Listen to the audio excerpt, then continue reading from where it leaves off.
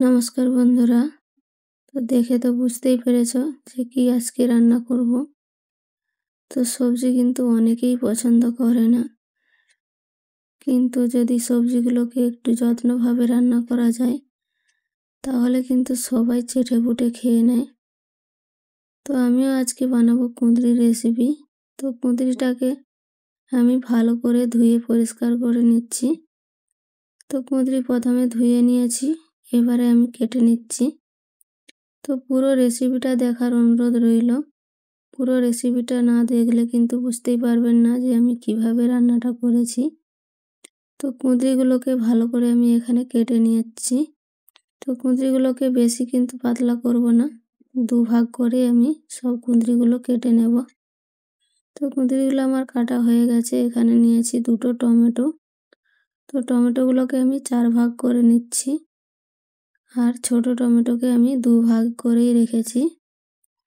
আর নিয়েছি এখানে দুটো মিডিয়াম সাইজের পেঁয়াজ। তো পেঁয়াজগুলোকে বড় সাইজ করে কেটে নিচ্ছি এখানে 4 ভাগ করে। তো এভাবেই আমি রেখে দেব। সব সবজিগুলো আমার কাটা হয়ে গেছে। এবারে আমি কড়া বসিয়ে দিয়েছি।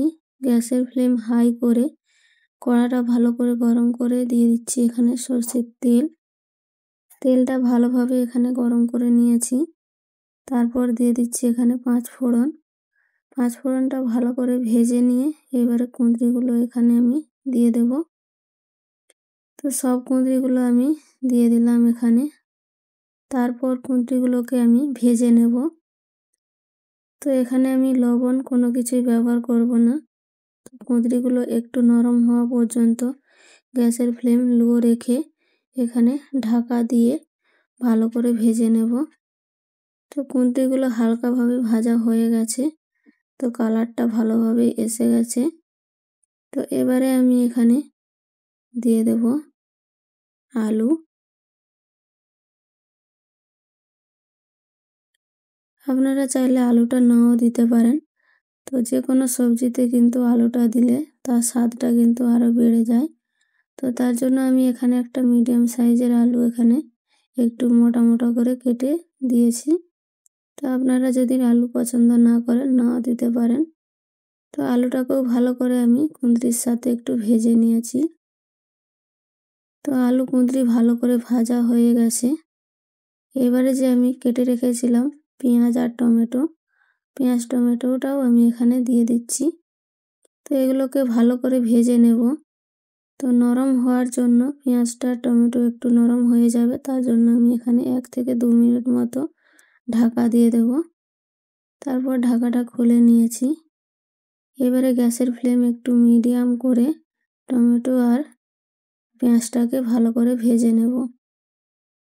তো এই সবজিটা কিন্তু যতটা ভালো করে ভাজা হবে খেতে কিন্তু ততটাই ভালো হবে। তো অবশ্যই পেঁয়াজ টমেটো সব কিছু কিন্তু ভালো করে ভেজে নিতে হবে। তো ভাজা হয়ে গেছে। আমি এবারে পেঁয়াজ আর টমেটোটা ভালো করে উঠিয়ে নিয়েছি সবগুলো। তো পেঁয়াজ টমেটো উঠিয়ে নিয়েছি। তারপর দিয়ে দিচ্ছি এখানে হলুদ গুঁড়ো, লঙ্কা গুঁড়ো, জিরের গুঁড়ো। আমি সব কিছু হাফ চামচ করে দিচ্ছি। আর দিচ্ছি এখানে সাদা সর্ষের গুঁড়ো হাফ চামচ। আপনারা চাইলে বেটেও দিতে পারেন। সাদা সরষা না থাকলে এখানে কালো সরষাও কিন্তু ব্যবহার করতে পারেন। এবারে সব কিছুকে আমি একটু ভালো করে জল দিয়ে মিশিয়ে নিচ্ছি। তো এর মধ্যে আমি দিয়ে দিচ্ছি এখানে স্বাদ মতো লবণ। তো আমি লবণটা একবারেই এখানে ব্যবহার করে দিলাম, আর কিন্তু লবণ দেব না। তো সব কিছু দিয়ে আমি ভালো করে মশলাটাকে কষিয়ে নিয়েছি। তেলটা ছেড়ে যাওয়া পর্যন্ত ভালো করে কষিয়ে নিয়েছি। কালারটা দেখুন কত সুন্দর হয়েছে। তো এখানে এবারে আমি দিয়ে দিচ্ছি জল। তো আমি ঝোলটা কিন্তু বেশি পরিমাণে রাখবো না, তো তার জন্য অল্পই জল দিয়েছি। আপনারা যেরকম ঝোলটা রাখবেন সেই রকম অনুযায়ী এখানে জলটা দিয়ে দিবেন। আলু আর কুঁদরি কিন্তু হালকাভাবে সিদ্ধ হয়েই গেছে, তো বেশি জলের কোনো এখানে প্রয়োজন নেই। তো এবারে সব কিছুকে ভালো করে ফুটে গেলে এটাকে ঢাকা দিয়ে আমি লো ফ্লেমে রেখে দেব 5 থেকে 7 মিনিট মতো। 5 থেকে 7 মিনিট পর দেখুন ঢাকাটা খুলে নিয়েছি। তো সব কিছু কিন্তু রান্না হয়ে গেছে। তো আলু আর কুঁদরিও কিন্তু ভালোভাবে সিদ্ধ হয়ে গেছে। এবারে আমি দিয়ে দেবো এখানে আগে থেকে ভেজে তুলে রেখেছিলাম যে পেঁয়াজ আর টমেটো, সেই টমেটো আর পেঁয়াজ এখানে দিয়ে দিলাম। আর দিয়ে দিচ্ছি এখানে কয়েকটা কাঁচা লঙ্কা। তো কাঁচা লঙ্কাগুলো আমি এখানে গোটাই দিয়েছি, আপনারা চাইলে চিরেও দিতে পারেন, ঝালটা আপনাদের পছন্দ মতো রাখবেন। এবারে পেঁয়াজের খোলাগুলো একটু ছাড়িয়ে নিচ্ছি, তো এতে খেতেও কিন্তু খুবই টেস্টি হবে আর দেখতেও সুন্দর হবে। তারপর দিয়ে দিচ্ছি এখানে উপর থেকে সর্ষের তেল। তেলটা দিয়ে গ্যাসের ফ্লেম এখানে বন্ধ করে আমি 5 মিনিট মতো ঢাকা দিয়ে রেখে দেব। তো দেখুন 5 মিনিট পর ঢাকাটা খুলে নিয়েছি। সবজির কালার আর স্বাদটা এত সুন্দর হয়েছিল কি বলবো, দেখে তো বুঝতেই পারছেন কতটা লোভনীয় হয়েছে। এবারে আমি ঢেলে নিচ্ছি, দেখুন কতটা সুন্দর হয়েছে। তো আপনারাও চাইলে এভাবে কিন্তু রান্না করে খেতে পারেন, তো অবশ্যই একবার ট্রাই করবেন।